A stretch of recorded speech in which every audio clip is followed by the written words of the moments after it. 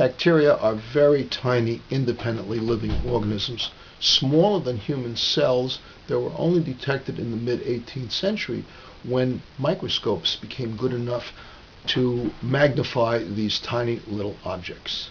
They were grown in a laboratory by Louis Pasteur, and eventually they were found to be the cause of many serious illnesses such as pneumonia, meningitis, bacterial infections such as tuberculosis, and even syphilis.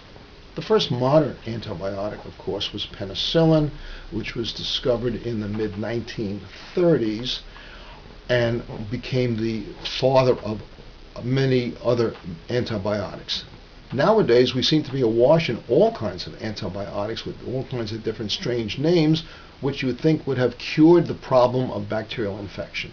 On the contrary, we now have more problems nowadays with what we call resistant bacteria, and our lives are at greater danger because of this than ever before. Now, why is this?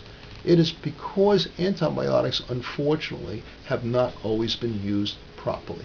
Antibiotics should be used only when there is a clear-cut bacterial infection, and the right antibiotic should be used for the right period of time in order to ensure that you kill off all the bad bacteria. You don't want any leftover guys who have the ability to become resistant hanging around, because then they will regrow, come back, and give you a more serious infection.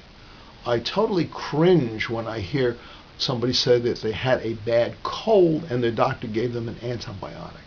Colds are not usually caused by bacteria. They are caused by viruses. So, let's talk about viruses on our next segment.